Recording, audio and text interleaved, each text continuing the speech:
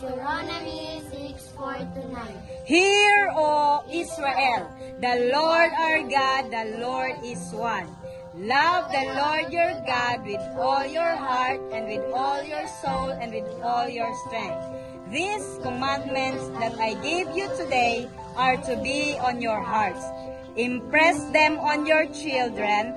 Talk about them when you sit at home, when you walk along the road, when you lie down, and when you get up.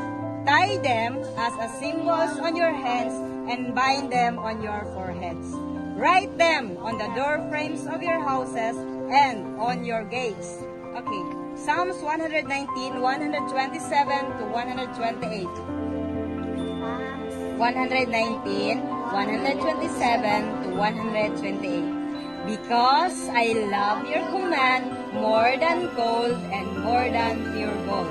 And because I consider all your precepts right, I hate every Isaiah 40 verse 8. Isaiah 40 verse 8. The grass withers and the flowers fall, but the word of our God endures forever. 1 John 1:9. 1 John 1:9. If we confess our sins, He is faithful and just and will forgive us our sins and purify us from all unrighteousness. 2 Chronicles 7:14-15. 2 Chronicles 7:14-15. If my people who are called by my name will humble themselves and pray and seek my face and turn from their wicked ways, then I will hear from heaven and I will forgive their sins and will heal their land. Now my eyes will be open and my ears attentive to the prayers offered in this place.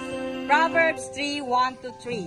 Proverbs 3:1-3. My son, do not forget my teaching, but keep my commands in your heart, for they will prolong your life many years and bring you peace and prosperity.